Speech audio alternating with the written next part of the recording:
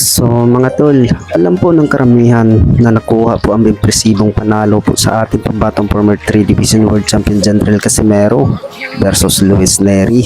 Ay sa ngayon mga tol, ay nakauwi na po sa Pilipinas po ang angas ng Pinas. Nakauwi na po sa probinsya sa Ormoc. At nakita po natin sa Cuadro Alas It's My Boy Facebook page mga tol, ay nagpaparte po ang angas ng Pinas at nakita po natin lumapag po ang lechon. At pagkatapos dyan mga tol, ay namimigay pa ng tag-1,000 at pinapapila po ang mga kapitbahay niya mga tol. Bukod dyan ay banat po ng karamihan mga tol. Napakabait daw ni Jandrel Casimero kahit maangas sa ibabaw ng ring. Samantala ay natatandaan po natin mga tol na natapos na po ang kontrata po sa Kokay Kameda itong si Jandrel Casimero. Nakapangatlong laban na po kay Luis Neri. Unang laban niya mga tol, nung laban sila ni Kiyosuke Kameda. At ang pangalawa mga tol, itong si Musukoshi.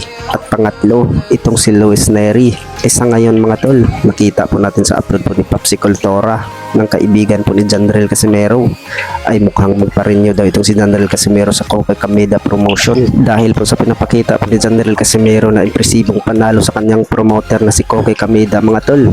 Ay tuwang-tuwa itong kanyang promoter.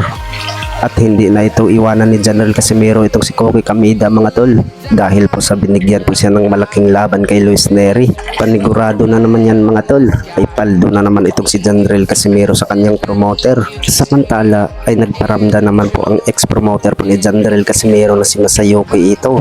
At nakikita po natin kay Popsicle Tora mga tol, ay tumawag din ito sa messenger, nakipag-video call at kinakamusta daw itong si Jandrel Casimero. Sa tingin po ng karamihan mga tol, baka kukunin ulit ni Masayuki itong si Jandrel Casimero. At bumanat naman po ang mga ibang fans mga tol na dapat na hindi nababalik itong si Jandrel Casimero kay Masayuki ito.